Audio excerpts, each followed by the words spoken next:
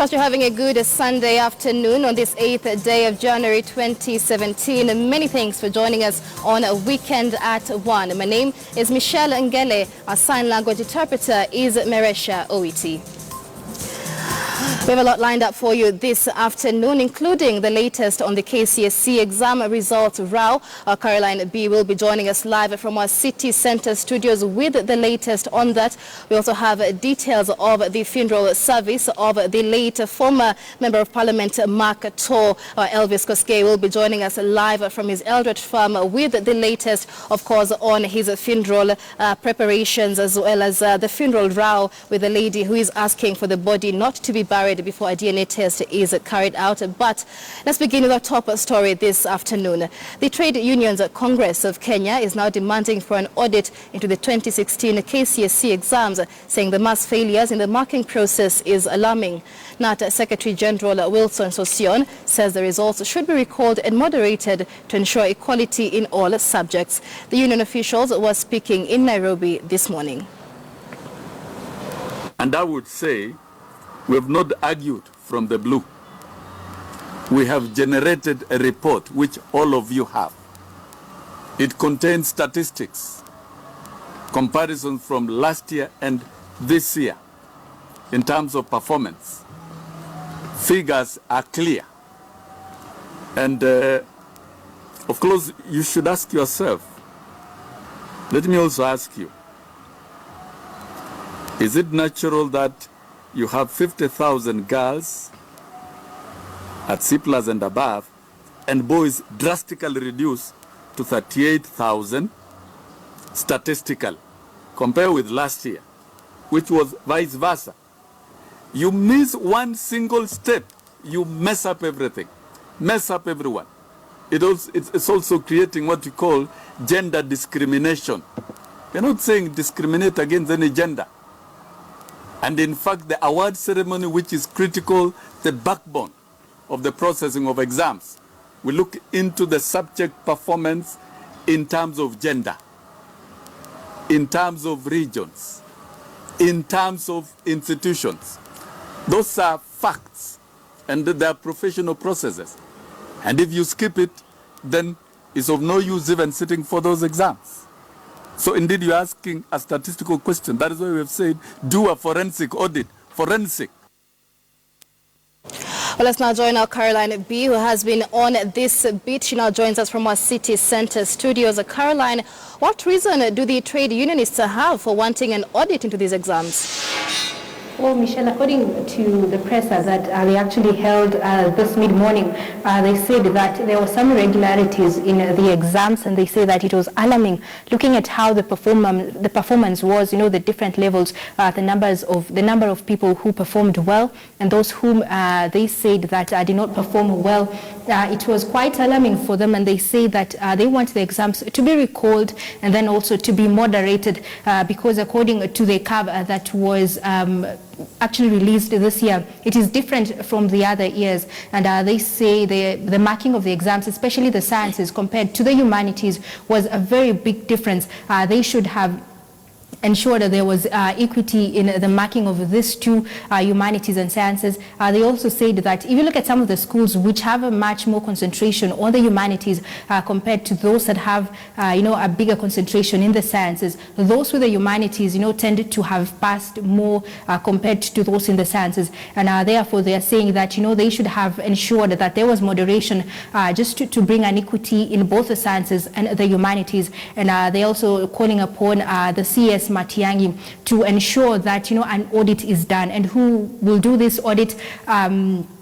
Mr. Wilson Sosion actually says that it's upon the executive to ensure that an audit is done. Kenyans have all the resources, or the executive has the resources to ensure the exams are recalled, and then it is remarked before it is released back again. And what he actually said is that it's very unfortunate that if you look at the Kenyan students, they perform well worldwide, but according to the results that were released in late 2016, it was very alarming to find that, Kenyan students who normally perform very well are performing very poorly, even in the English subject, where Sosion said that, it's normally a norm for Kenyans to perform very well in the languages, but for this time there was no single A in the English language. And they say that, this is a trend that is very, very worrying, and they should recall the exams and then remark it. But it should not be cancelled. It should just be remarked and recalled. Michelle? All right, and Caroline, initially the call for an audit into these exams began with the NAT Secretary General Wilson Sossion, but we've seen him receive a lot of support now, not only from the Trade Union of Kenya, but also from opposition leader Raila Odinga. I don't know if you've been able to speak to parents as well as students who sat for these exams. What is your take on this matter?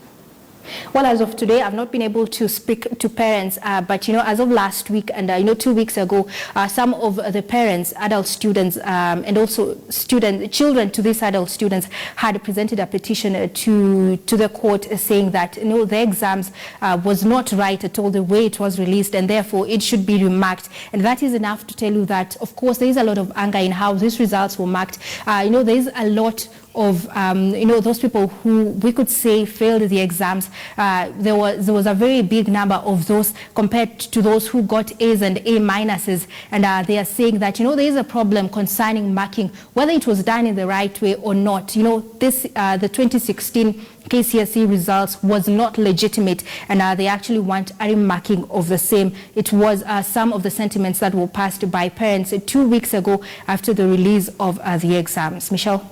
All right, many thanks, Caroline B. there joining us from our City Center studios.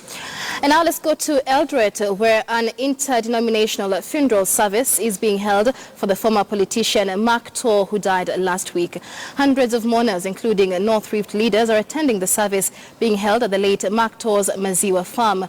Our reporter Elvis Koskei now joins us live from Uasin Gishu County. Many thanks for joining us, Elvis. Paint us a picture of the atmosphere there as hundreds of people pay their last respects to the late Mark Tor.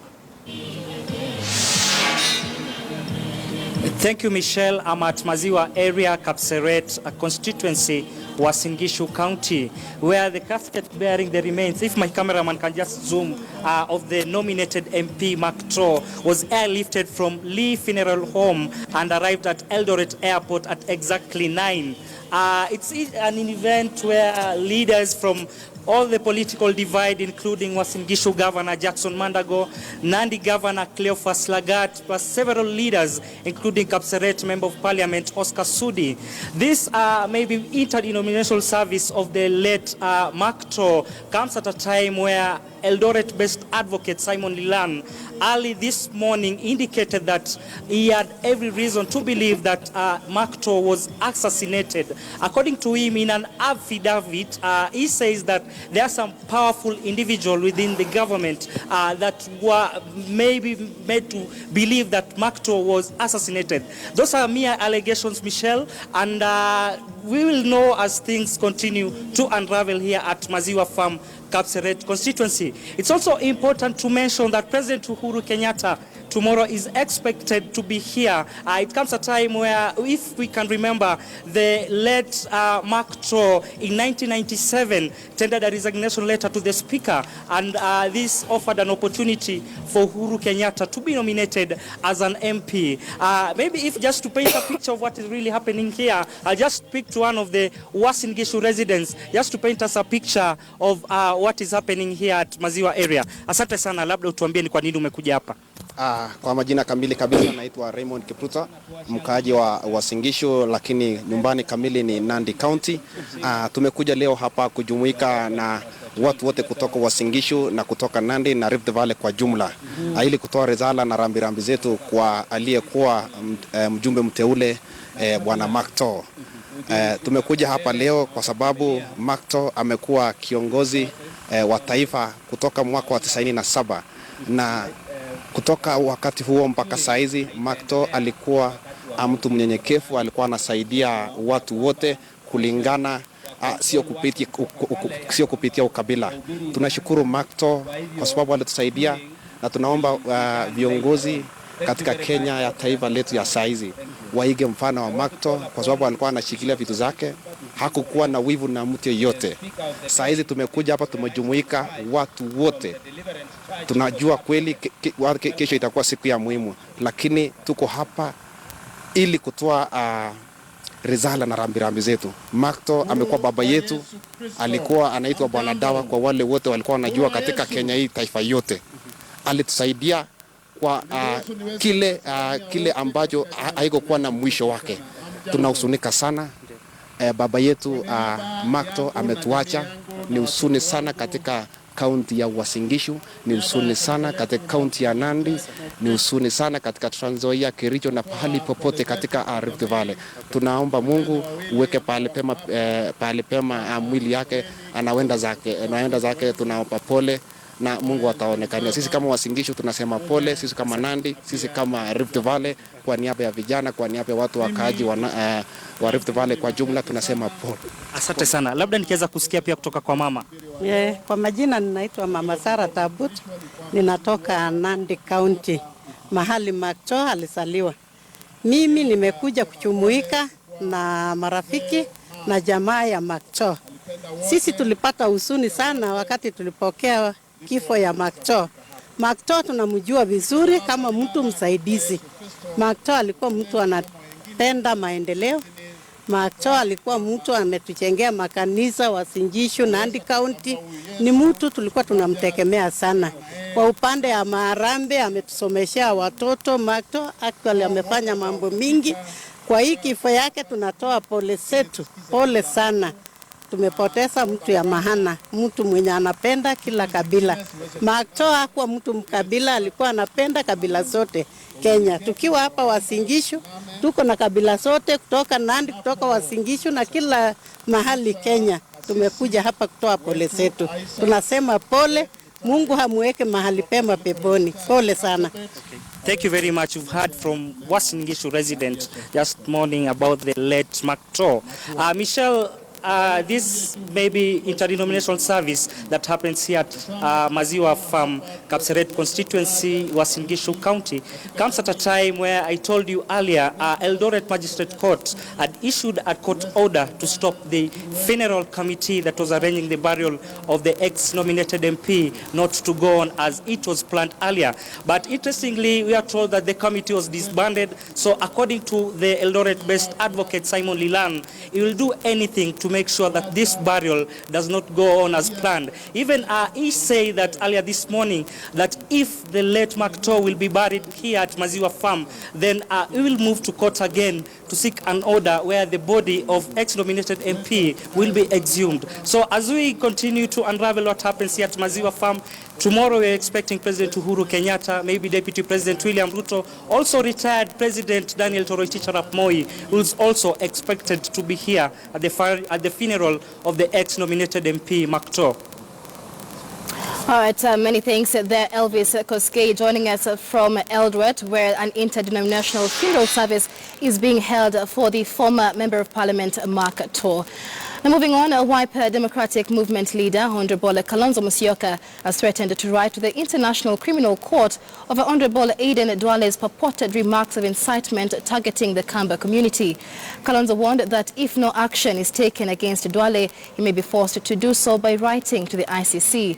Musyoka observed that the alleged utterances uttered by Duale can easily plunge the country into violence. Kuna kitu ambacho kinajulikana sheria duniani, sheria ambayo inahusika na International Criminal Court, mnaikumbuka hiyo, ICC. Yale Duale amezungumza Garissa, tayari sisi tutaandika kama wana court, tupeane notice kwa prosecutor wa ICC. Mambo yakitokea Garissa, Mheshimiwa Duale, mjumbe wa Dujis, atakuwa amecommit a crime under international law. Na hiyo crime ni forceful movement of citizens.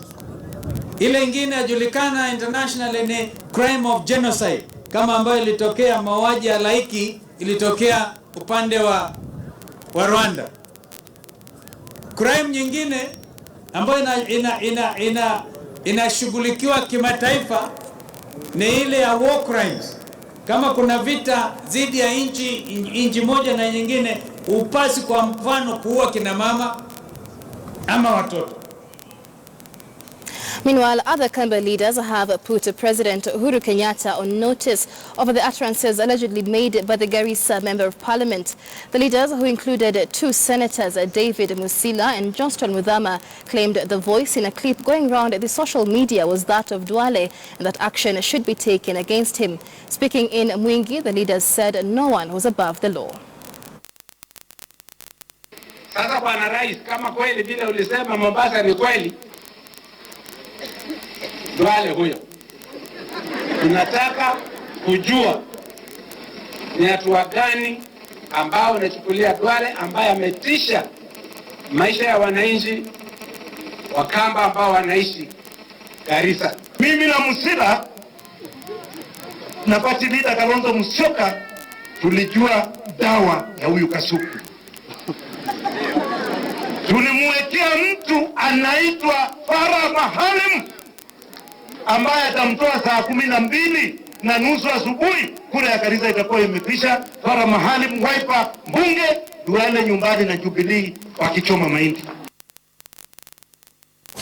You're watching a Weekend at 1. We take a short break now. Stay with us. When we come back, details on the security detail of Mombasa Governor Ali Hassan Joho.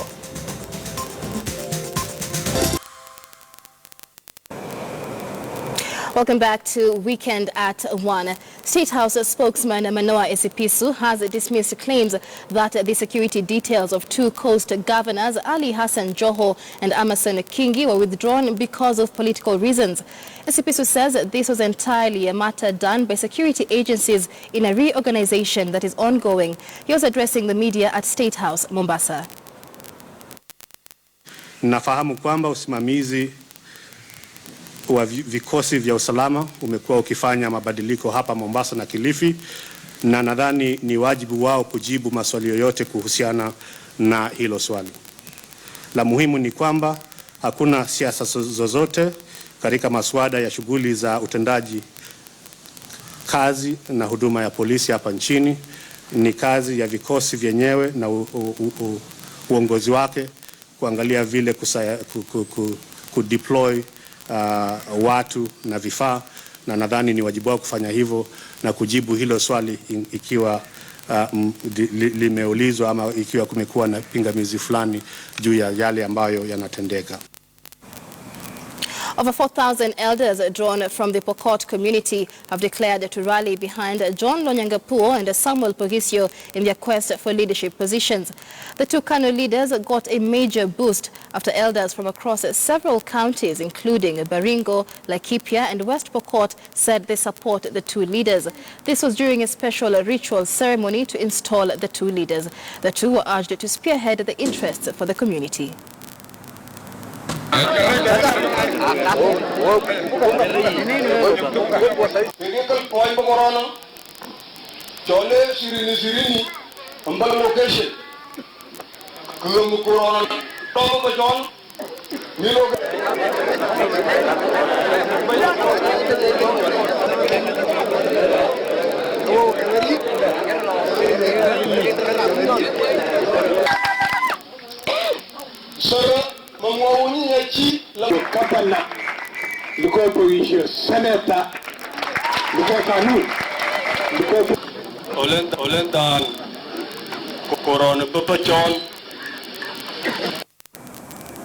The Lamu County government has launched a 10 million shilling relief distribution program to assist over 50,000 vulnerable people affected by disaster.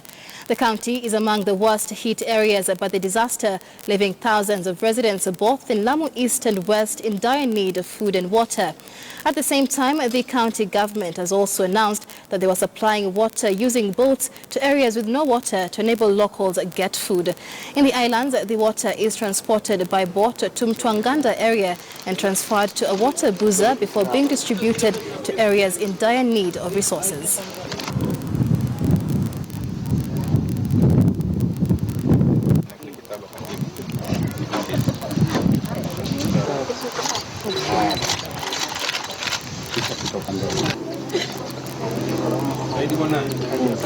Several public schools in Kajiado County are experiencing a shortage of teachers following a directive by the Ministry of Education for removal of teachers employed by parents. According to Kajiado South Member of Parliament Metito Olekato, some schools are yet to reopen 1 week after because of lack of teachers. Kato observed that some schools have fewer than 3 teachers, leading to poor performance in national exams. The MP now wants the ministry to reverse the directive to allow parents to hire more teachers.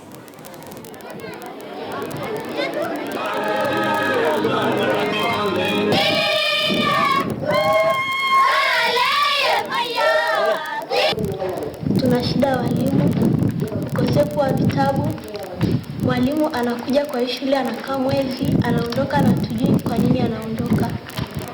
Kwa sababu tutakuwa na siku, ofisi yangu tutakaa na walimu na ofisi ya walimu, tuwe na siku, tuwe na stakeholders, tuje wote tuweke ile wanaitaka walimu wa hii district wanaitaka hek, lakini sio hek, inasaidia vizuri sana.